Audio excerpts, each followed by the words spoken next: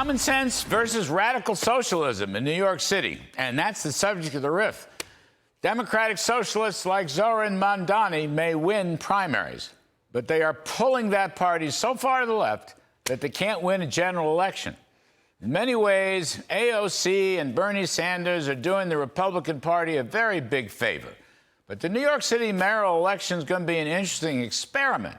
Can the moderate, common-sense Democrat, Eric Adams, now running as an independent, who was once a Republican and a New York City cop, can he defeat Mamdani socialism?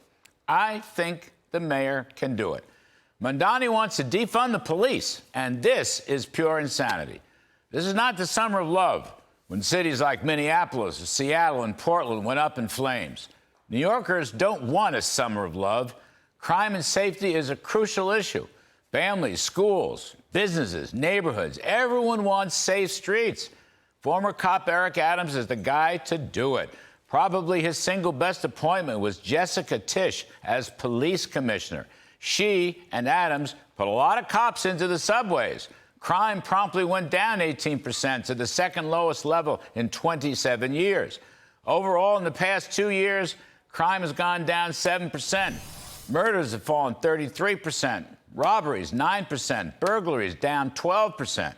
These are New York Police Department numbers, and they tell an important story.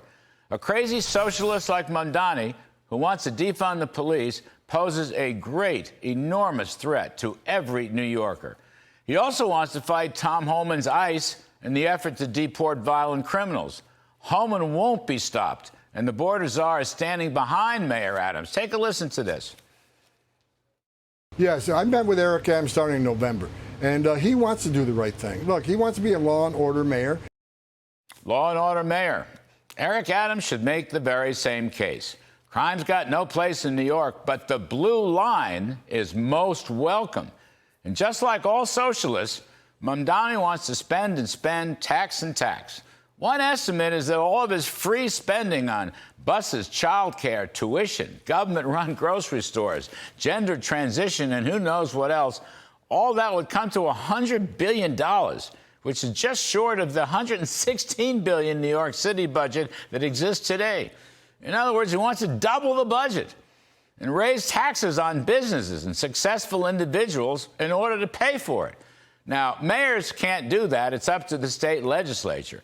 But that's small consolation if Mamdani actually won.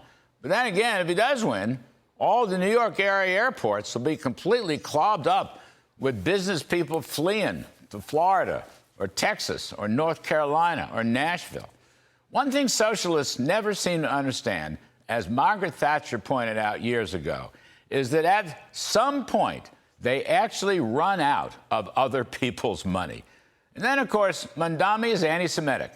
The day after the tragic October 7, 2023 Hamas murder of 1,200 mostly Jewish people, anti-Semitic Mamdani blamed Israel rather than Hamas or Iran. That's unbelievable.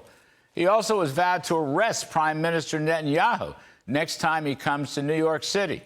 And sure, all these college kids from Columbia and NYU and others in the New York area think it's very cool now to march against Israel and embrace anti-Semitism. But it's not cool.